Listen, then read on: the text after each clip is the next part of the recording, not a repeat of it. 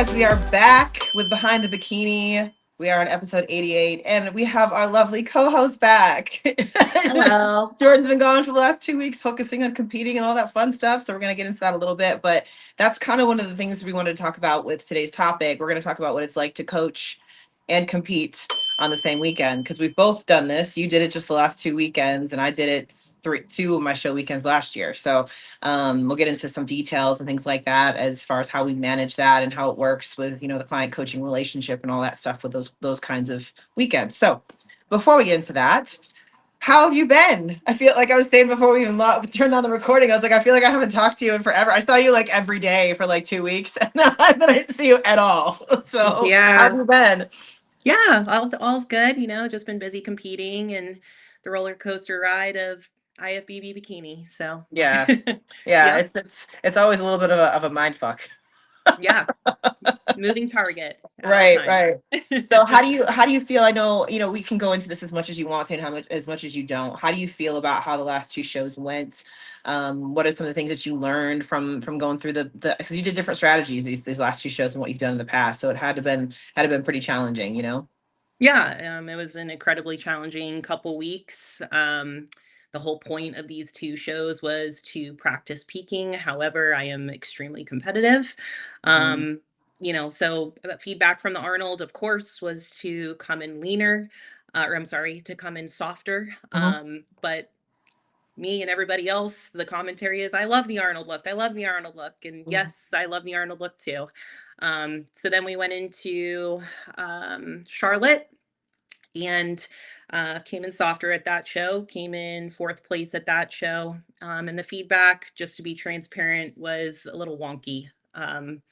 They said that they thought that I had square glutes, and Mhm. then compared to the other girls in the top lineup, they just looked a little bit more aligned with Laura Lee compared to me.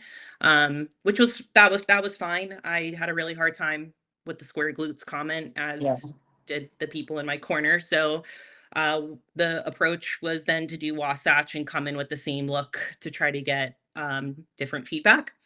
So we went into Wasatch weekend, a little bit tighter, a hair tighter. And basically that feedback at that show was, and I quote, "We know Tyler told you to soften up from the Arnold. However, we like your harder look better. So Mm. tighten up." So it's difficult. You It's you gotta extremely love the moving difficult. target, right? Yeah. Yeah. Sure. So, you can think as an athlete who puts everything into this, it's extremely frustrating when you just feel like you are delivering on the feedback and then Yeah. it's, kind of whatever. So, Yeah. we are 8 days out from Pittsburgh. This contract was already signed, or I'll be honest with you, I'd probably not be there. Yeah. But the good thing about this one is that it will be in front of the Olympia judging panel, and the Right. last two shows were not. So the strategy is I am going to fly out there on Monday, this Okay. upcoming Monday, and I see Tyler for meet or Road to Pittsburgh on Tuesday. Okay. Um, as of right now, we are depleting very hard and trying to come in lean. And then basically, we're going to show up on Tuesday and say, all right, Tyler, we know we're very lean. How Yeah. much softer do you want? And Yeah. then Sunday is the show. So we have like an extra day, if you will. Right. So from Tuesday to Sunday, just soften up as much as he tells us that he wants to, and then let the cards fall from there. There's never been an expectation for me with Pittsburgh Pro. It's the mini Olympia. There's going to be a lot of great talent out there. So it does take a little bit of pressure off, if you will. Right. However, I would love to end the first half of the season on a high note before I start shutting it down and completely focus on my girls and coaching. So I'm feeling really good about this approach. I think this is the best thing I can do at this point with the results and feedback over the last 3 weeks. So I'm excited to kind of get in front of him and really hear from him one-on-one what he needs out of me. Yeah. I mean, that's the hard part about this thing too, because like you said, the other two shows you weren't in front of Olympia judges. So it's like, okay, do we really want that feedback or not? This is a hard thing that you have to determine even from the local level on up when we're talking about NPC girls going into the first shows and stuff like that too. It's like, okay, who do you really listen to? Um I I reviewed Charlotte, and I don't think you had square glutes. I'm like, of all of the all of the things that you could possibly say. I don't think you've ever had square glutes. If anything, your glutes are more round than most people. Like I've said before, you need more upper glute to kind of fill it out a little bit more and not square. You're not square. I'm like, I don't even know how to say that that could be a potential piece of feedback, right? Yeah. My So, reply respectfully was me. And they were like, yeah. And I was like, oh, okay. wow. So Um, when I was looking at photos, the only thing that I saw with your back was that I felt like your suit bottoms were too small or they were too high up. So one of the two, because they were showing a little bit of shallowness up at the top of your glutes. But I wouldn't say that you were square. yeah. Yeah. And, again, it's feedback, right? So, Yeah. part of being a coach, if you will, is deciphering feedback. So sometimes judges say a certain word, Yeah. and it's not necessarily what they mean, but they don't Yeah. know how to depict it. So that's the really hard part of this sport is, judges are not coaches. So, you know, they're trying to give you the correct feedback and the correct verbiage on that, but sometimes they just don't know how to translate that. Mhm. We talk about conditioning all the time, or when, a judge says come in tighter. But for example, this weekend I had three amazing athletes on stage, and one of them was a true novice athlete. All three of my athletes came in the same conditioning. However, my Mhm. true novice athlete was not as dense as the other two. Right. So Right. her feedback was, we want to see you a little bit tighter. Well, she was as tight as can be and as full as can be with the amount of density that she had. So she was like, I don't really feel like I could have been any leaner. I'm like, you're correct. You Yes. couldn't have been any leaner. So what we need is more muscle to Yep. help pop those lines so they actually see that. She's like, oh, that makes so much sense. So it's very hard as an athlete, though, even though I am a coach, to get that feedback. And then again, I put 100% of myself into the sport. We all do. And Yep. it's like, oh, now what do I do? Right. Well, 'cause I get the But same that's feedback too. I become get told all the time I have to be tighter, and it's not that I have to be leaner; it's that I need more density in the glutes. That's always been right. my thing, you know. But they just say it a different way, so sometimes Yeah. it messes with your brain a little bit, you know. Yeah, for sure. So yeah, anyway, I need a break. I'm Yeah, tired. I bet. I've been prepping since January, or really Christmas. So I was I'm gonna say, like, I'm just you ready. didn't have time off after the Olympia either. I mean, you maybe like what 6 weeks where you weren't in prep, but you still 8 weeks. were, you know. 8 weeks Yeah, of like true like improvement season, and yeah, then we got the alert on I think it was like December 12th or something that I got to accept it to the mhm, Arnold. So pretty much after that we started prep. So I'm yeah, tired. I need a break. yeah, I got a lot of athletes getting on stage right now, so it comes at the perfect time. Um, we'll make some improvements, get the feedback from Pittsburgh, and then probably come out a little bit before the Olympia, right after the cutoff, try to snag that early qualification, and then head into yeah. this year's Olympia. Well, that's good. At least you can see the light at the end of the tunnel. You know what I mean? You got one Yeah. more week, and it's like, okay, we're almost there, and Yeah, then we can breathe a little bit, and not even totally. breathe a little bit because you got clients. You know, so it's like just you personally. You can kind of settle in yourself. You know, and Totally. it's hard. It's hard because you really have been like chasing feedback for the last few months, and that's a hard place to be in because again, you don't have the pressure of having to qualify for the Olympia. You're already there, so that's not the problem. You know, the problem is chasing the feedback, and sometimes you Yeah. get caught up in that a little bit too. Yeah, and well, I mean, the chase is the goal is to get top 10 this year, Yeah. so the feedback I want is how do we get there? And what are the improvements that I'm going to make? I'm about to step off stage for 4 or 5 months, Yep. so what am I going to need to be doing during that time to improve? But yeah, anyway, before bed last night, Drew actually left this morning to go to Emerald Cup, and then I'm going to meet him out in Pittsburgh on Monday. He was like, honey, just 8 more days, just grind Yes. it for 8 more days. And then you're free. So, then we'll drink wine and he's like, just come on, little pony, as he calls me when it's really hard. Come on, little pony, you got this. I'm like, okay. Oh, But I love yeah, that. it's That's been so tough. So cute. I appreciate, you guys being understanding the last couple weeks, and to everybody that's popped on the podcast to fill in for me. It has been a very mentally tough couple of weeks, and I was spread very thin. So I needed to offload some things. This was one of them, and I'm back. I'm feeling better, and Good. just kind of ready to get my off season started. Yeah, which is where I've been for the last Yep. since December. So, and I'll say like it's I'm in a different mental quandary than you are, where I'm like, I'm trying to build my physique for a division that hasn't been defined yet. So it's like, even when the divisions are defined, you still have crap you have to deal with when it comes to the feedback. But I'm literally just like shooting through a barrel that we don't know where the edges of that barrel are. I'm looking at a target down the line, but that target may be way over here. So, kind of is what it is. But it's also at the same time, it's also a little bit freeing, I feel like, because I'm like, I can just train because this is how I want to train right now. I'll be honest, like having come out to see you guys and have be reevaluated and be able to train legs again has been beautiful.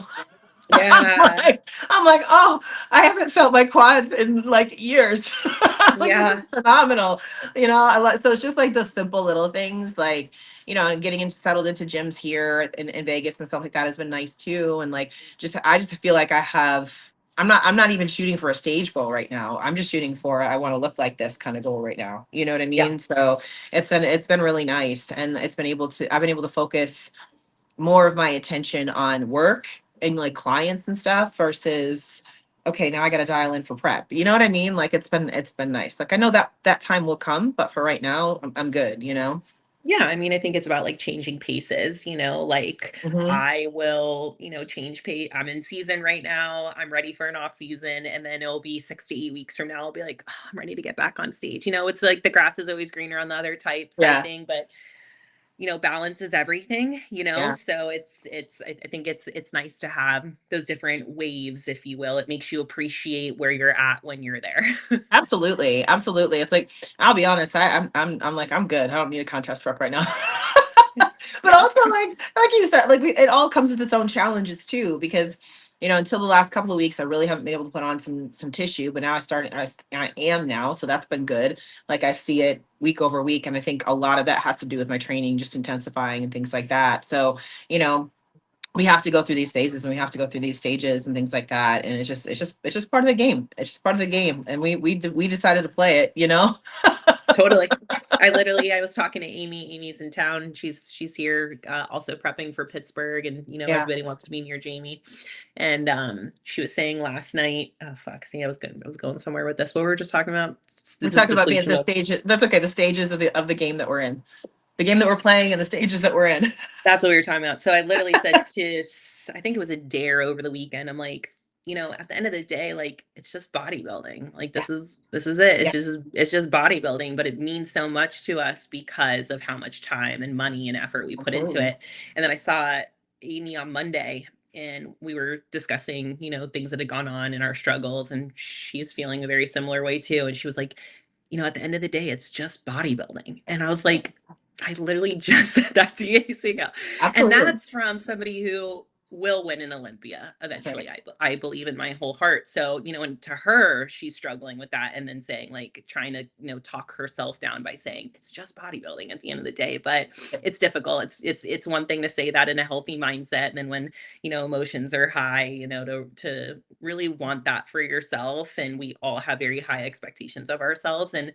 And I think the biggest struggle for me, which is where I always have to put my coach hat on, and what would I say to my athlete, which I had before, is just because this is the best physique you have ever been in does not mean that it's a winning physique, Right. and I think that is the hard part. Is this is the best I've ever looked, and I've improved on all of the feedback that they've ever wanted from me growth wise, and I'm getting the worst placings I ever have in this Yeah. season. So it doesn't necessarily translate to your placings on stage, and that's where you just really got to find that mental resiliency and that grit, and know it's not a personal attack, and That's right.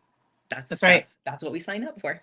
And I saw this reel. I just shared it on my stories yesterday. This girl was talking about how fitness, you can't cheat fitness, meaning like the effort that you put in is what you get out of it. You can't say, well, just because I skipped out on one glass of wine, I'm going to get results now. It's the only thing in life where you directly get proportional the results to the work that you put in. And she just said it really, really well. I've actually had to share that reel with several of my clients today because I'm like, you literally get out of it what you put into it. You know what I mean? And that does not come down to placings, like you said, but it does come down to how much you've improved your physique or reached the goals that you actually set out for, because those are the things you have control over. You don't have control over the placings. You have control over the effort that you put in and the output that you get out. And also going back to, that doesn't necessarily mean all the time being 100% perfect either. I had this conversation with a client of mine on Monday because she's in her first pre-prep. We don't have the show yet. We're pulling weight down. So I'm like, this is our pre-prep right now. And she's finding it hard to go on like social outings, and like her husband wants to plan a vacation and things like that. And she doesn't want to say yes to that and stuff like that. I said, listen, I said, at the end of the day, I said, I appreciate the fact that you're trying to be 100% on all of this. And she is. She's doing a phenomenal job. She's getting results week over week. I said, but we also have to figure out a way to make this balance for you too, because it is just bodybuilding at the end of the day. Right. So I don't want you like neglecting your husband. I don't want you neglecting your friends and things like that. We can find ways that you can do both, and you can still get the results that you want because it is just bodybuilding. So Yeah. we want to make sure that this is something that you can sustain too. Yeah, totally. I appreciate that mindset so much. I say the same thing to my athletes. Like, I love this approach. I love that you want to be 100%, but 100% is an impossible target. And Right. there is way more to life than just the stage. Right. 100%. And the older I get and the more this goes on, the more that becomes more apparent to me. I want to do other things. Drew and I are talking about maybe doing a show one day. And, like I'm having more fun right now coaching my athletes in this current moment of my May 1st at 2:15 p.m. Like my heart is more Right. on my athletes right now, what they're doing and wanting the pro card, you know what I mean? So it's like, Yes. that's how things are shifting. And it's just really important to find, that personal time too, especially with your spouse. Your spouse deserves that, and a Yep. lot of us come into our marriages or into relationships not doing this, and then we Right. kind of find it and switch gears, and this wasn't necessarily a choice of your partner. So Right. it is it's a difficult balance and an important balance. One meal or one weekend away in Cabo, eating and drinking however you want to, is not going to blow all of your results. It's 100%. what you do the other 90% of the time that amounts to the goal. Absolutely. Absolutely. Which also can kind of segue us into our topic for today, because I felt that kind of mindset for me shift, a couple years ago, which is where I started last year, where I started coaching with Fit Body. But I used to get on stage, and when I did that, I would literally cut off everyone. Like, I wouldn't have social media on. I wouldn't answer text messages for like 4 days leading to the show, because I just needed to have my mental in a good spot. Now, like last year, like I said, I coached girls the same shows, the same. I had a client of mine on stage, the same stage I was on. You know what I mean? So it's like, for me, I was on stage like screaming at her, telling her how to pose. That was the coach in me coming out. For me, that's more important now. Like, seeing those results. Like, as much as I want myself to do well, I want my clients to do even better. You know what I mean? So that kind of mental mind shift happened over the last couple of years for me, and I find a whole lot more fulfillment out of it that way. Um, and I think this is a question that I do get asked. I'm sure you do as well, when clients are signing on. It's like, well, what happens when you're competing the same weekend that I want to compete or something? So like, we just work it the same way we would. So what are some of the strategies, I guess, that you put into place when it comes to weekends? Because these last 2 weekends, you had girls competing on stages on different sides of the country than where you were. And how did you manage that, as far as you competing and them competing too? Especially, this was a, Well, this was a tough weekend, couple weeks for you mentally. Well, yeah, it was an extremely challenging weekend. So as far as me competing and coaching on the same weekend, it does not happen very often. It only happens at this point in my career a handful of times. I can maybe think of 3 times this has happened. In particular for this weekend, I was not supposed to be at Wasatch. I was supposed to be in Orlando, but the girls that I placed there, I gave them a little bit of a warning when we picked this show, because it was talked about behind the scenes, like maybe you'll do Girl Power, maybe you'll do Wasatch, maybe you won't compete at all. It just depended on the shows before that. Mhm. Um, I only do that if the circumstances are perfect. It's got to be a perfect storm. So the first one being, I have really good control over the athlete. Like, I have control over their body. When I do a move, the move happens. The one athlete, Holly, she took a 16-month improvement season, going the 3 weeks going into Girl Power. She was doing no cardio. She was ready 3 weeks ago. So she was just cruising into the show. She was Mhm. eating, no cardio. There was no peak. We Mhm. stepped on stage. Nikki, I see every day in person. Yeah. She's my best friend. I have control over. I could fall asleep and know what her body is going to do.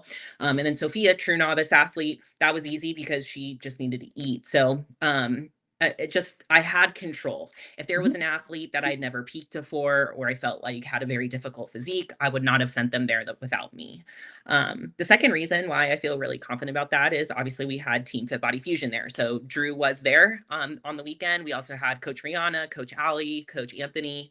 All of them together made the entire weekend very smooth. The experience of the athletes backstage, they said, was incredible. So that's the thing with Fit Body, is like, we're one human being. Like, we can't be at every show. Obviously I would love to put my athletes in the show where I'm at in person, but if they want to do a show then, somewhere else, then I hope that I can support them, and that we do have athletes or coaches, elsewhere. So I wouldn't have been able to do it, without them. Mhm. And then number three is just over communicating and staying on top of it. Friday night after they got back from their check-ins, I got on a call with all three of them, built their schedule for Saturday morning. I was sending that schedule over to Drew. And then Drew and I talked about that, he was going to see them at a certain time in the morning. And then from that point, he was going to take over from there. And the girls had already known that, but they knew that Drew and I were talking because we're on a shared spreadsheet. So Right. 8 days out from the show, my girls are on a spreadsheet with me. They're checking in every day, sometimes multiple times a day. So they just felt very confident and comfortable. It was really funny. Wasatch prejudging was supposed to be done before Girl Power Finals even started. Okay. However, Girl Power Finals started and we were delayed. So finals was starting, and literally I was in line about to go on for my individual routine, and I am backstage watching the live stream, and they call my name, and I just tossed my phone to someone. I was like, can you hold it? And I went out and did my individual. Yeah. So it's just giving a shit, honestly. Like, it irks my gears when I hear girls that said, like, yeah, I got to show day and then I just never heard from my coach. Yeah. Oh my Yeah. gosh, like, how can you do that? So I feel like I'm over controlling, as a coach, and I have so much hands-on that they know I got it. Yep. So it just depends. Yep. Yeah. And I think you're right. I think everything has to kind of line up. I think, you have to also know what your mental bandwidth can take as well. Like, if I was in your shoes and I was going into the Olympia or I was going into the Arnold or something, and I had clients that were competing that weekend, I'd be like, no, you can't. Bye. You know what I mean? If Totally. there's different shows where you can do that, and there's different shows where you can't, and I think that's a big part of it as well. When I did Georgia this past year, I had Jennifer in it as well. And as you said, one of the biggest pluses of being on Fit Body is that you've got other coaches that can help. So, for me, I wanted to do that as well because I knew Jamie and Greg were there. So anytime I went to go check in with Jamie, Jennifer came with me. We did the check-ins together, and I bounced stuff off of Jamie while I'm there. She's like, I said, I'm going to give her more food. And Jamie would be like, okay, well, how much are you going to give her? And I said, I'm going to give her this, this. What do you think? She's like, yeah, that's what I would do too. So you have that ability to have somebody there that sees what you see or sees something that you didn't catch or whatever it might be is also very, very helpful. You know, just wanting to check all the boxes, like you said, being a little bit over controlling, a little bit, but it ends up bringing the best product that we can bring. Bringing the best look that we can bring, and there's this saying of like two heads are better than one, which is the case as long as both of those two heads are on the same page. Like you said, having that shared spreadsheet and all of that kind of stuff, that's important. Like, there's so many times where I'll just give a good example. I went to a posing clinic last week. All right, you guys, we are almost 2 weeks out from my show, so I have my skin prep ready from Liquid Sunrays. They've sent me my kit. You have your exfoliating body towel. This is going to make your skin nice and smooth, not too rough on the exfoliating. pH balancing body wash, which is super, super important. You want to make sure that your skin is pH balanced so it's going to absorb your tan perfectly. This is your charcoal sugar scrub, which is the bomb. This is my favorite product that Liquid Sunrays has right here. And something about this, it just makes that tan really soak in deep. And then last but not least, we have our Liquid Sunrays body lotion, which you're going to put on every single time you get out of the shower, and it's just going to put your skin into a really good condition when it goes to actually get sprayed for the tan. So we're starting this today and making my skin perfect for that tan as we get into the competition season. And there was some things that were being taught that I was like, nope. I was like, I wouldn't do that. I just wouldn't do that. And I had coaches come to me afterwards, be like, why were they saying this? I was like, I don't know. Like, I'm going to bring my clients to you for posing. I was like, yeah, okay, cool.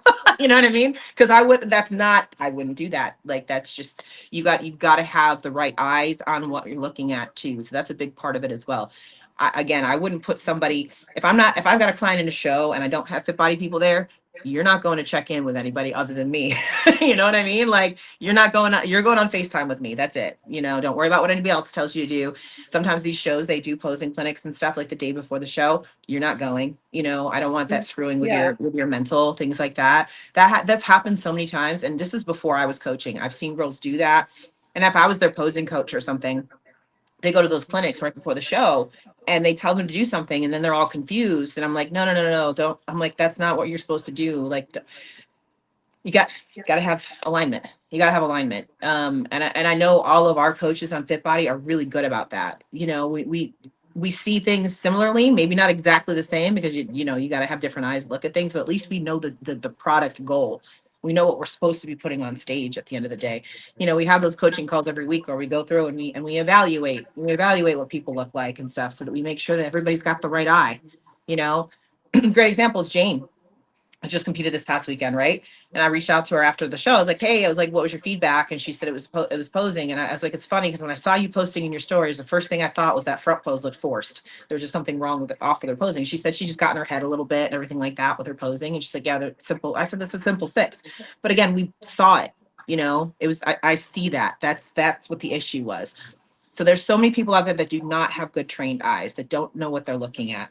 Another good example, I had a posing client yesterday who she was talking to a friend of hers, she's a figure. She was talking to a friend of hers who has a male posing coach who was telling her how to pose a certain way. And I'm like, you don't flex. Like, that's the biggest problem. This is generalization right now, but most male posing coaches will pose women like men, you know, and that's what they were doing. I was like, no, I mean, it makes you look worse. I was like, you want to show the fullness and the roundness of your muscle. When you flex like that, that doesn't do that. That actually makes you look smaller. Shortens it. Yeah, it makes you look smaller. I was like, no, and she saw it. She saw what was happening and stuff like that, which was cool because that means I've taught her, like, these are the things you're supposed to be looking for in your poses versus what some people will tell you to do. You know what I mean? So again, going back to, you have to have that alignment, and I think that's one of the biggest things that has made me feel comfortable with putting clients on stage the same weekends that I do compete, because I know regardless, whoever they're getting in front of, it's either going to be me or it's going to be somebody who thinks like me. Totally. That way I can trust it, you know? Yeah, for sure. I mean, like, I was I was very hands-on and I had the plans and everybody knew the plans, but like when the girls got into the room, like Rihanna was messaging me or Drew was like, "Can I work on this girl with posing?" And I'm like, "Absolutely." Like, I Mhm. don't even know what you guys are doing. I just trust you and implicitly. That's right. So it comes with trust, with Fit Body Fusion. I know that we do our best to, make sure that we're there for the athlete, especially if the coach is not on site for their show, and doing our best to help that athlete, reporting back to the coach, and then translating to the athlete what that coach wants. There has been times too where a coach is, somewhere that weekend where, they're not by their phone a lot or they had an emergency. And then that coach is like, "Hey, listen, like, this is what I have done. I'm giving you complete control from this point." And then that allows us just to kind of, step in and do our job. So Mhm. I don't necessarily think I would feel as comfortable about competing on the same weekend as my athlete. I don't love to do it anyway. Like I said, I've only done it a handful of times. But I definitely wouldn't feel as comfortable if I didn't have, the team Fit Body in our corner for sure. Like, I would never Yeah. just like kind of like go there by myself on a show weekend with my athletes and expect that I can be a great coach and a great athlete. The bottom line is I can't. Mhm. That's where, you have to set up those schedules and things like That's ahead right. of time. Something else too is like, my athletes are always showing up in shape, so, or I shouldn't say always, that's but most of the time they're showing up in shape. Right. So on peak week, there's not really a lot that's changing. Mhm. It's like you're already ready for the show. So you're just kind of eating and dropping cardio and filling out and, setting their workouts for the day. So it's like peak week for my athletes should be like the easiest week of prep, Yep. Yep. so it really is just chill at that point, looking at the posing and making sure everything is as perfect and calm and stress-free as possible. Yep. Because there's also only so much you can control. Like that was the other thing that I did too. That Georgia weekend, I had another girl competing up in Jersey as well. So I sat down and plotted out all the schedules as far as when she was going to prejudging, when we were going to prejudging, when she was going to tanning, when we were going to tanning, all the, like, I made sure everything was locked in. So we knew what time was supposed to hit when. I had alarms on my phone, like all that stuff.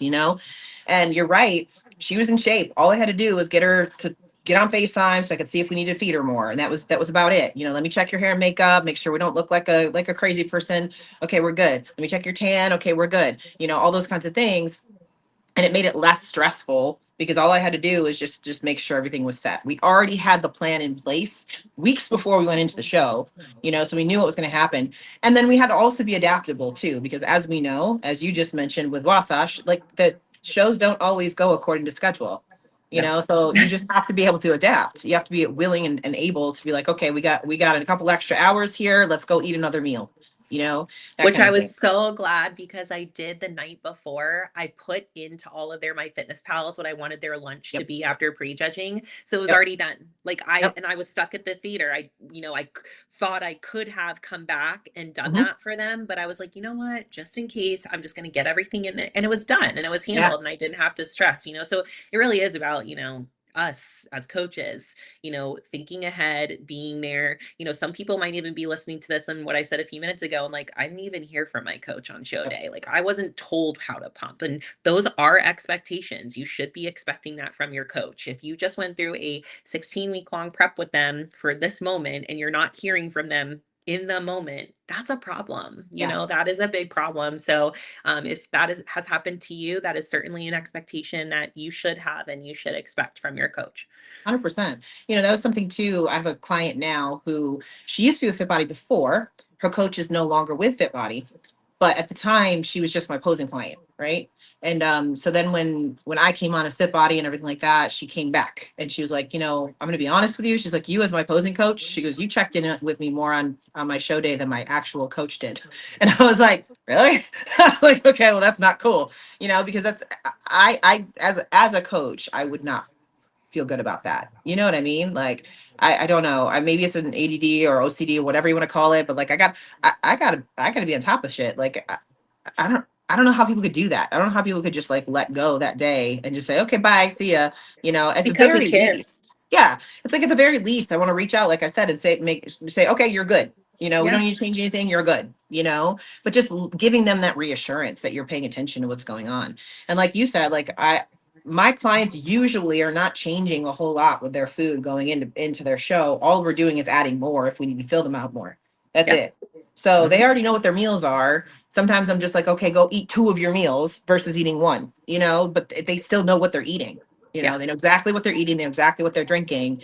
And then it's not a big guessing game. They've got it with them. So it's never something where they're backstage and like, well, I don't have this. It's like, well, you knew what you were supposed to have. You know what I mean? They have it. They're ready. They're good. They're ready to go.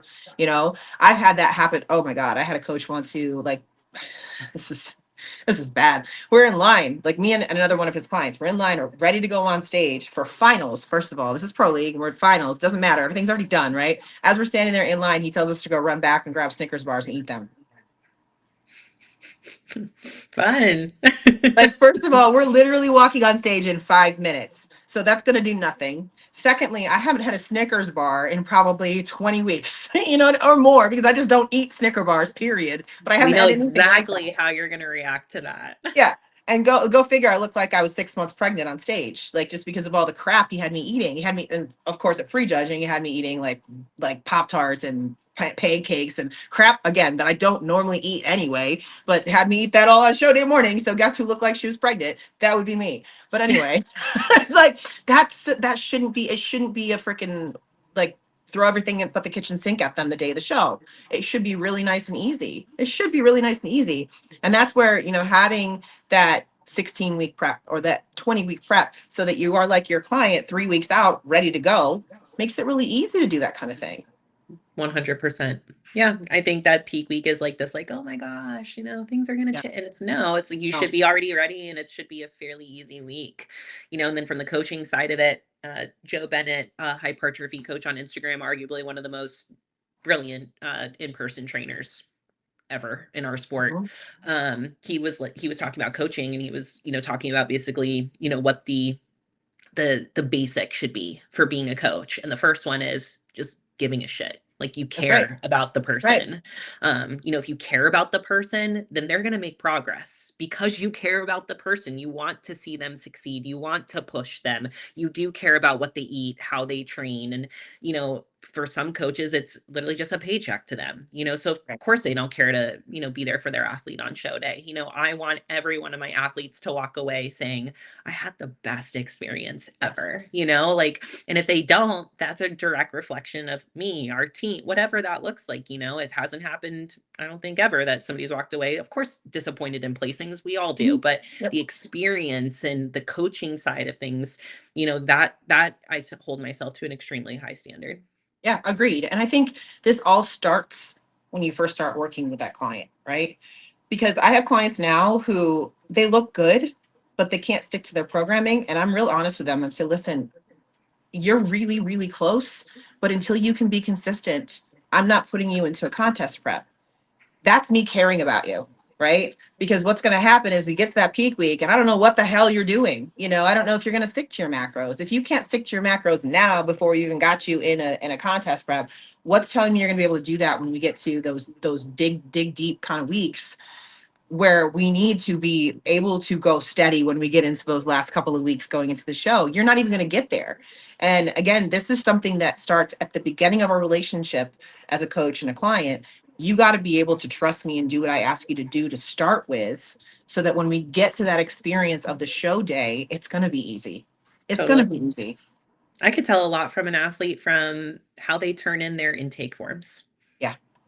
Did they Yeah. read the entire email? Did they turn it in right? Did they turn in everything on time? How did they fill out the intake form? Mhm. If something says, please list this with brand names, dosage, and frequency, and they vitamin D. Cool. Injectable, Absolutely. oral, what kind, what time? You know what I mean? Like, you could tell a lot from an Absolutely. athlete that way. And then you could tell a lot from the athlete, of course, and how they're, treating their improvement season. I only have one athlete right now that's gonna not be in shape for the designated targeted show, and it's not a shocker to me because Yep. of how the improvement season went as well. So it's the best thing I could do as a coach is keep encouraging them and, come on, get back on Yep. plan, come on, get back on plan. But I can't want it for you more than That's you right. want it for you. And sometimes as a coach too, we just have to, say, all right, let's get them on stage and let the judges tell them that they need to come back in shape. And Right. that's a sucky thing to say, but sometimes that's what somebody needs. That's It's right. kind of like comes it's kind of like a, mom and dad to a child. They tell them to do something, the kid's like, yeah, yeah, yeah, but then when they go to the next door neighbor's house and their parent says, and they're like, oh, okay, and it's Bible. Mhm. So sometimes Yep. you do just have to get the athlete, out there, even though you don't agree with it or you don't like the look, and just be like, here, like, let the judges tell you what we need to do, and then you get the buy-in that way. That is very frustrating though when that happens, Yeah. because not only do us as athletes pay for coaching, we put a lot of time in to get ready for the show, but as a coach, we spend a lot of time with you guys That's in right. when you're in season and you're in prep. Like, prep check-ins take quite a bit of time. We're making They sure that do. we're checking all of our boxes and that you're going to make progress going into next week's check-in. And it feels frustrating when, like, you're pouring so much into someone and they just don't even want it for themselves, and you're like, I Right. can't step on stage for you, like, you're going to be doing that. That's right. Absolutely. And it's hard too, because like sometimes I see girls that have so much potential to be so good and they just can't do the work. I'm like, just do the work every day. That's all you got to do. Just do it. And you have so much sitting in front of you that you could achieve. So much. But it's that part that's separating you. And that part is when somebody's willing to do it, it's big. Oh It's yeah. big, you Oh yeah. know? So and then I have on the other side, like I have a client that checked in yesterday, and she's like the dream client, really. Like, she just fills out her entire like check-in sheet with all of the details. And I'm just like, I said it to her in a check-in yesterday. I was like, I really appreciate this. I said, because it helps me to connect dots. It helps me to understand everything that's going on with you so that I can give you a better solution. And then there's other clients that are like, yes, no, maybe. I'm like, give me something to work with. Give me something to work with, because you know what? When you do that, I can connect the dots. And again, it's going to be easier for you at the end of the day. I can figure out where the missing pieces are. I can figure out where I can put something in that's going to help you achieve your goals. And then again, when we get to that point where we're getting you on stage, we're going to be able to just cruise. We're going to be able to walk in. It's going to be so easy. It's going to be like just another day. And you're going to be able to enjoy that experience, right? I always tell people, I'm like, listen, you cannot overshare, right? Give it all to me, you know? And I'm again, it just makes it easier. It makes it easier for both of us. Yeah, when clients are like TMI, and then they say whatever they say, I'm like, that's not TMI. I'm like, it's not TMI. It's what I want. We all Tell me talk all your about poop poop problems. here. We all Yeah. talk about menstrual cycles Yeah. here. We all talk about hemorrhoid, like anything you could think Yes. of. I probably need to know about it, and it's not phasing me at this point in time. Absolutely. So yeah, we need to know these things as coaches for sure, and where your mental's at too. That's right. It's we're in the 5-week freak out right now. I know for me, I know a lot of my clients are getting ready for like DC Pro and Yeah. Junior USA and St. Pete Pro, and it's like the emotions are running high in all of Yes. my girls' check-ins, which I understand, but it's like all at the same time. Yep. Of course. I'm like, and even just lifestyle stuff happens too. Like I have a client now that's having a whole bunch of issues with some of the medications she's taking and stuff. And she's trying to get married this summer. And she's like, I can't. I'm like, my body's not doing what it's supposed to do. I'm like, it's okay, just breathe. I just had a call right before this. I had a call with her and we're trying to like nail down what the issues are. But it's again, she overshares to the point where I'm like, okay, this is great because now we can try to fit those puzzle pieces together. I would much rather you give me the TMIs. Give me those TMIs because then I know what's happening inside of you. Yeah, 100%. I'm like, I'm good with that. Like, tell me if you're pooping. It's cool. Everybody poops. We need to know that. Like it's a real thing, guys. Trust me, it's a real thing. And it helps us as coaches. And again, that just makes the experience. And I think this also goes back to we know which clients we can put on stage the same weekend that we're on stage and which ones we can't. Yeah. We know which ones can handle it and which ones are going to communicate and which ones are going to tell us what's going on so that we don't have to second guess and we don't have to be in our heads all the time about them and we can focus on us and them at the same time. Correct. You know? And it starts just like you said from that original console call, but in through the improvement season too, the relationship that you create with that coach and that trust and, the coach athlete relationship is very physical, but it's also very emotional and, understanding for me as a coach, that athlete and what makes them tick and what motivates them and what doesn't motivate them or what stresses them and how to talk to them, like all of these as a coach is like really identifying with your athlete and understanding who they are so you know how to help them best. Yes. And all 3 athletes this weekend I feel like I know personally, so I knew that I was very comfortable with that and what was going to stress them. And so then being able to directly talk through what I knew was going to stress them out and give them that peace of mind. And, I would say Sophia was the most nervous this weekend. Of course, she's a true novice athlete. We spent the 3 weeks leading up to it doing a posing call once a week. And then she would ask me questions in the posing call and in her check-ins. And every time I answered a question for her, I'm like, good. She's asking the questions that I remember as a true novice that I would have been questioning or nervous about and, making her feel really, really solid. And then after the weekend, she sent me a really sweet message and she was like, I didn't feel nervous at all. Good. Everything you said happened. And that's it. Like that communication is so important. So 100%. ask your coach the questions. No question is a silly question or a stupid question. Like it may seem that way to you, but like we understand that this is maybe something that's completely new to you and we want you to understand why you're doing something or what's happening next to ease your anxiety. Yes. And this all goes back to if your coach gives a shit, this is what's going to happen, right? If your coach doesn't care, then this is a moot point, right? Hey, I got the same energy drink today. I know. Cheers. Look at that. Go Cheers. sponsor us. I love it. I know, right? that's our new sponsor right here. Yeah. But anyway, so if your coach actually gives a shit, these are the things that they're going to want. If they don't care and they just give you a boilerplate, like this is what you're going to do on peak week. I see this in like the Facebook groups all the time. What do you guys do for peak week? It's different for every single person. Or the coaches that sends the peak week protocol 2 weeks from their show. Right. Yeah. That's a long ass time. I'm sorry, but like 2 weeks out, your body's changing constantly. So it's every single hour. Yeah, absolutely. Absolutely. Red flag.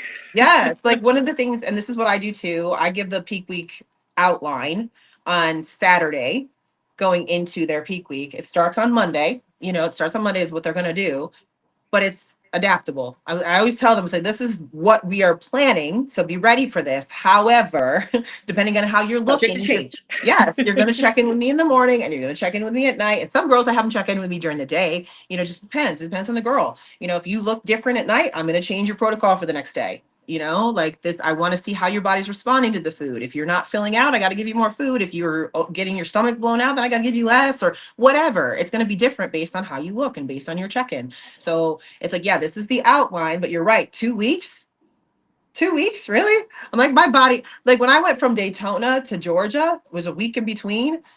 I dropped 6 pounds. Like that's a lot. Like you Yeah. can't put a protocol together 2 weeks in advance. It doesn't work. Yeah, a lot can happen. I mean, a menstrual cycle can blow a Mm-hmm. peak. You know what I mean? Like, there's just so much that can happen. And anywho, none of us do that on, I know, No. our team, but it's, man, these console calls I'm getting lately, I'm just like, oh my God, we got to do better as coaches, guys. We need to do better for these Well, athletes. yeah, It's and this is crazy. something. Yeah, this is something that we talk about on the calls, our coaching calls in Fit Body. Like and Drew says it all the time. He's like, you guys are leaps and bounds ahead of most people in the industry, and he's right. And I'm We not saying do everybody. so much Yeah, I'm good. not saying everybody. I'm not saying every coach is Yeah. terrible out there outside of No, it. I'm no, not no, saying no. that at all. But a lot of them. A good amount. A lot of them are. I've had several of them as my own coaches, which is why, like, I've been with Jamie for almost 5 years. There's a reason. She's the longest coach I've had in this industry, and there is a reason for that. Because even regardless of my placing, regardless of anything, I know she gives a shit. I know at the end of the day, she is doing her best as a coach, and that's all I can control and ask for in a coach. Right? I can't control how my body's going to decide to freak out that day because that's happened. Hawaii was a big disappointment for me because my body decided to give me a period the day of the show or the day before. So there's nothing she can do about that. You know, she can help me try to mitigate it and try to work through it, which is what she did. And that's the best you can ask for from a coach. As long as your coach gives a shit and knows what they're doing too. That's a big part of it. They got to actually know. Stick with them. You're not going to find Yeah. something better than that. You're not going to find somebody who's going to if they try to guarantee you placings or wins, that is a huge red flag. So, as long as they care and you can tell that they care, that's what Totally. matters. And That's number one. right. And care comes through in different ways. Like I have to, like myself, I have to give tough love sometimes. It is what it is. I'm going to tell you when you're screwing things up. Sorry. I'm like, I can't fix that if you can't fix it. Yeah, and I think people too, like I know people knock on me for that. They're like, "Wow, you're like really direct." But like my athletes know that about Yeah. me and they Yep. appreciate that. So I'm Yep. not for everybody. You're not for Nope. no coach is for everybody. That's okay. Yep. But we're dealing with nationally qualified athletes. They want a pro card. Well, they're Yep. not going to get there from us just saying, "Looks great" every That's check-in. I right. mean, how many consults have I done where the athlete says that? Like I just would check in and they would say, "Looks great, no change." Like they want to be the athletes that really want it, they want to be told, what do I Absolutely. need to do? How do I show up my best? How do I fit? Like they want to because they want to change.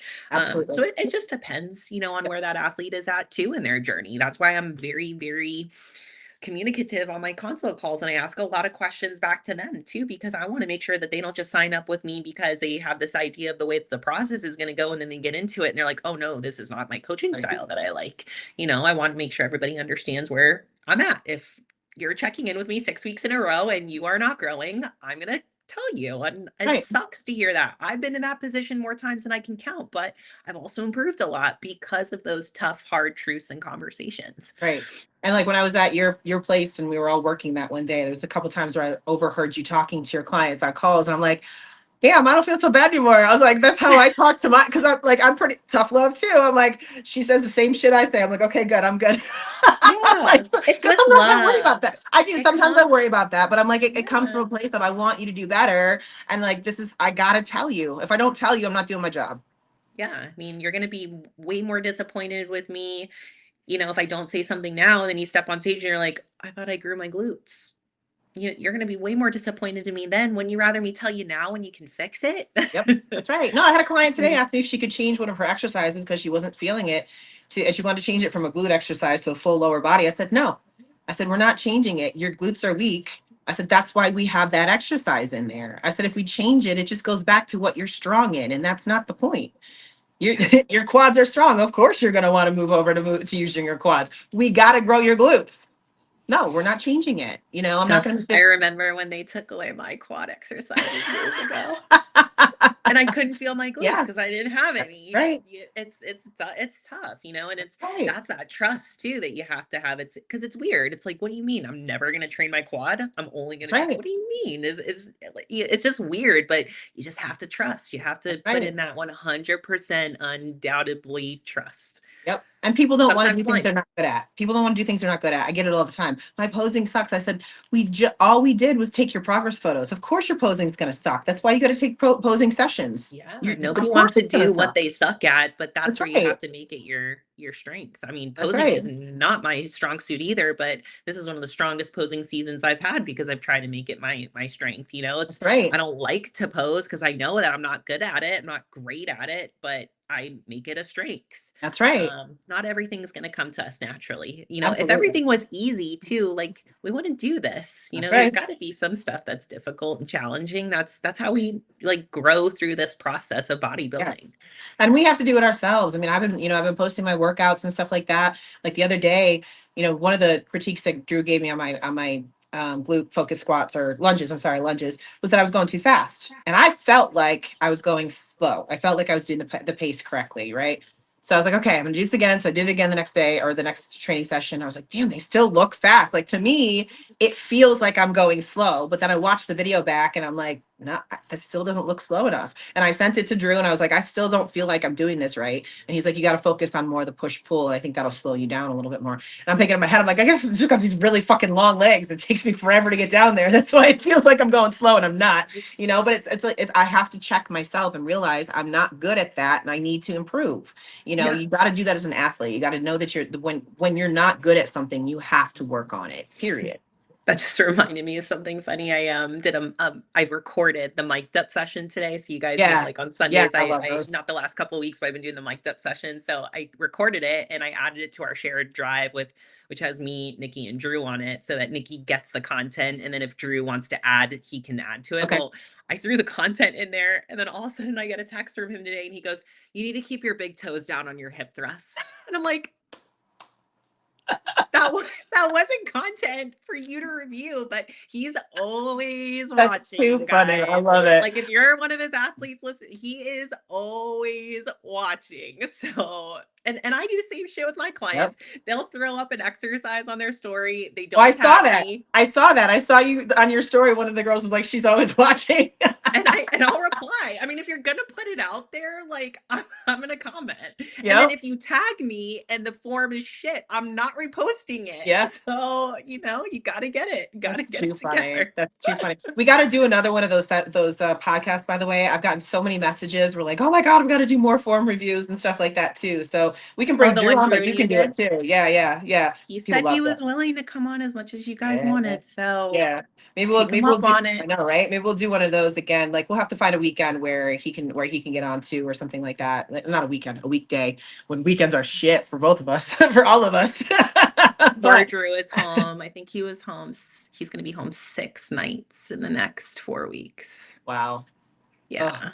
Yeah, screw that. I was doing that for a few years, and this year I've calmed my schedule down quite a bit because I'm like, I just can't do this anymore. Like even with the traveling with Virginia and Vegas, I'm like, fuck this. I'm like, I'm gonna sit my ass down for a little bit. I was like, I'll travel when I have to travel because I'm going to Pittsburgh, so like Pittsburgh, and then there's what's the next one? DC Pro Am, and then St. Pete Pro. So I'm like, oh my god, this it's already like what the hell? Like I said, I was gonna slow down. Literally, we got done at Wasatch. We were all just hanging out in Jamie's room Saturday night, and I'm like, all right, well, season has begun, full swing. Here we go, baby. Absolutely. So we got a couple of questions. Let me pull those up real quick, and then we'll go through those before we finish out. Let's see. One of them was from Jane, and she was just like, "I love you both. That is all." So that was cute. Well, we love you. That is all. So since we were just talking get that pro about card in 4 weeks, right? Yeah, exactly. We got good feedback on that podcast as well. So since we were just talking about training, one of the questions that came in was, "Are Converse good shoes to lift in?" What do you think? For a lower body day? Sure, I don't mind a Converse because it's flat. Yep. Yeah, for sure. I don't mind a Converse for lower body day. I would say don't like walk in it or do Yeah. cardio in them, but for lower body lifting with a flat bottom, for sure. I would rock that. Yeah, I think that that's a good compromise too, because I know some gyms don't let you go barefoot. So if they aren't going to let you go barefoot, get something that's as flat to the ground as you can. So I think that it's a Converse are a good compromise for those. What I used to do is I used to have Converse, and that's what I would do. I would take my Converse with me, and then I would switch into cross trainers in order to do my cardio. So I would have two pairs of sneakers with me at the gym. The gyms that I go to now don't have a problem with me barefoot, so I just do the cross trainers for when I do cardio or whatever, which I'm not doing cardio now, so I don't need to do that anyway. But yeah, but I think the closer you can get to barefoot, the better. I mean, it's Yeah, up to you, barefoot but number one, and most bodybuilding gyms don't care at this point. right. Converse are good, and then the Vans too. Vans, Yes. any kind of Vans, because they're a skateboard shoe, have that flat bottom as well. Yep. What The about the thing ones that's like not left in is cross training shoes. So correct? don't train in your shoes that you go for a walk in, like the Agreed. Hokas and On Clouds. I love an On Cloud. Don't train lower body in those. They're just way too soft on the bottom. Agreed. If you're doing upper body, it doesn't matter. But No, lower body is where you need the grip and all of that. for sure. What about the ones that are like the finger toes? I've never worn those. Have you ever worn those? Like, I have. yeah, how do those I feel? have the Vibrance. Oh gosh. Anyway, yes, I love those. Okay, they always just look weird. I've never used them. Yeah, they're really, really cool. And there's one that doesn't have the toe cutouts anymore, but they are Okay. made to feel barefoot.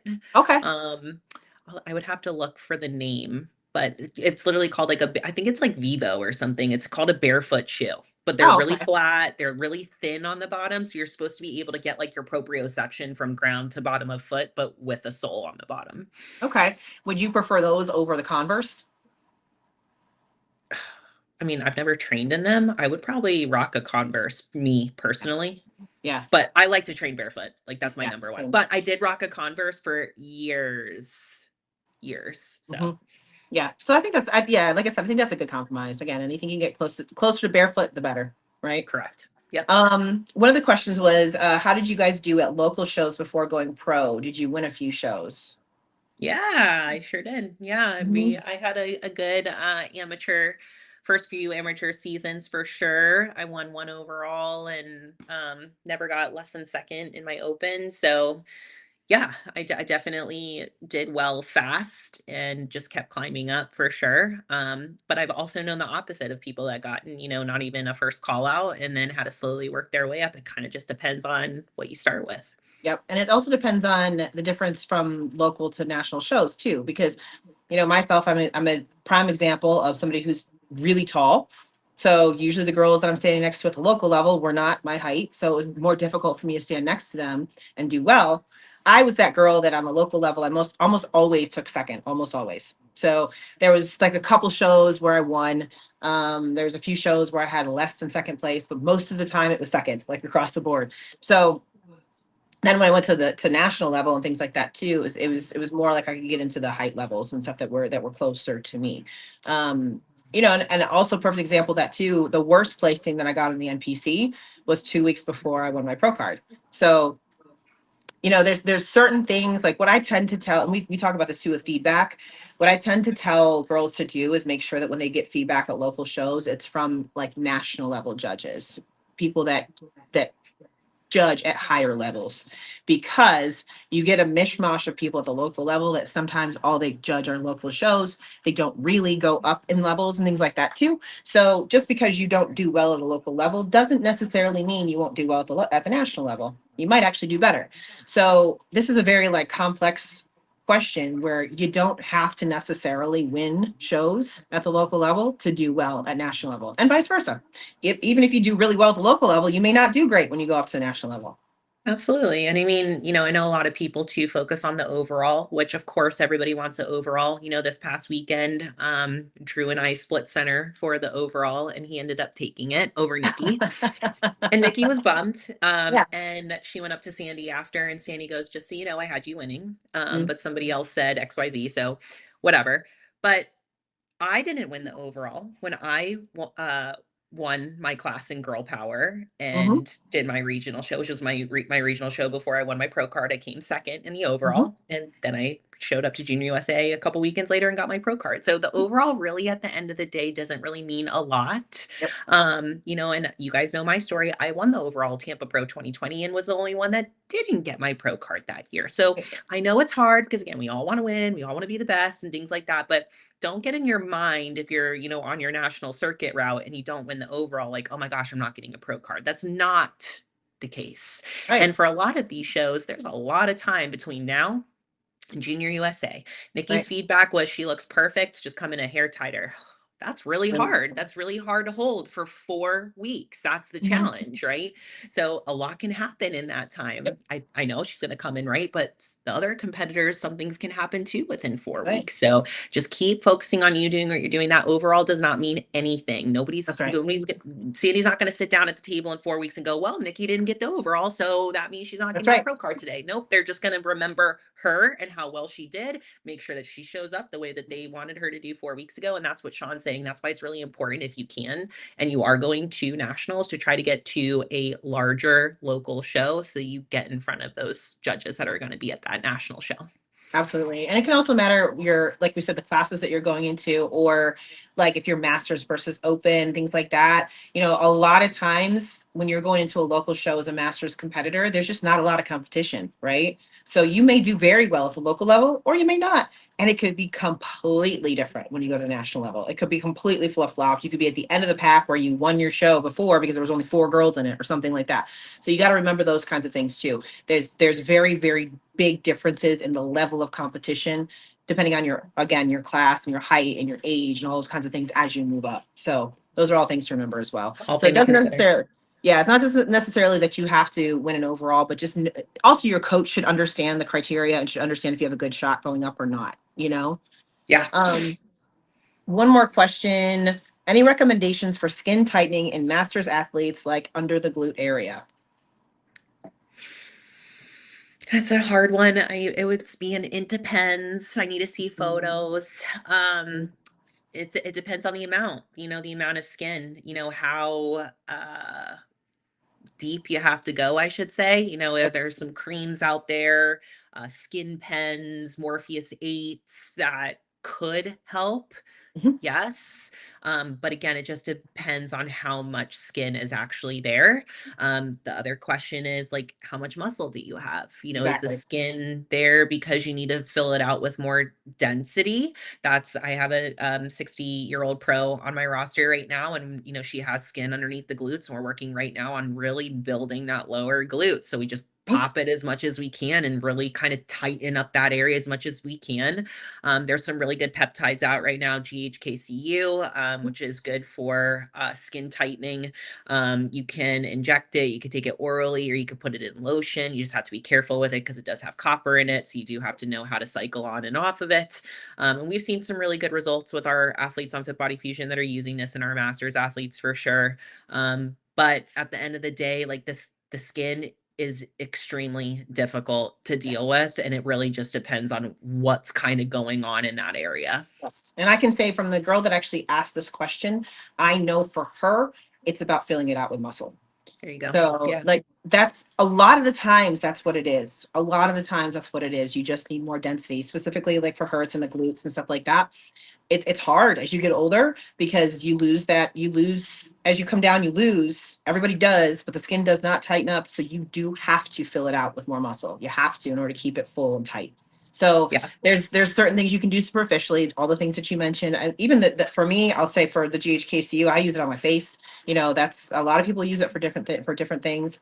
And it does work. It absolutely does work. But again, it's superficial. So if it's like if it's really loose and it's just jiggly and things like that, that's not really going to help.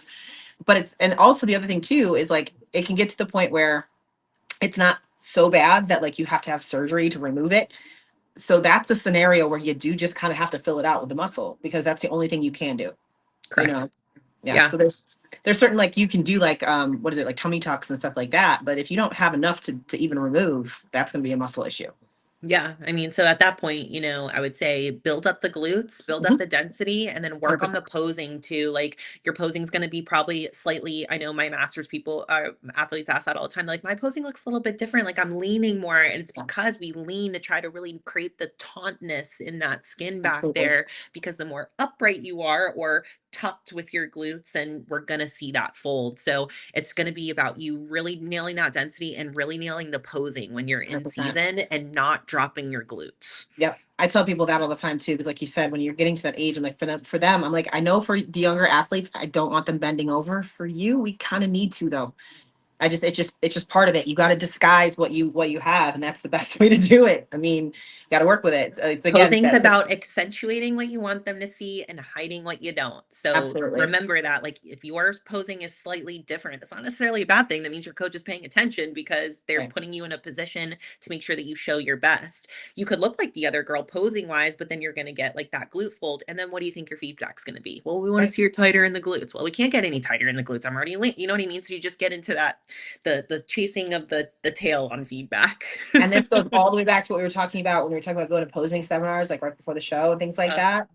Like, that's why we say don't do that, because they could be telling you, like, criteria wise, that's correct, Right. but for your body, it is not, Correct. there's a very distinct difference there. So Correct. you have to understand what you're looking at and why you're doing certain things. And this is the other thing too, your coach should be able to explain these things to you as well. Like, if I have a girl that I have her bend a little bit more, I tell her why. I say, you see that little crease that we have underneath your glutes? We're getting rid of it, Correct.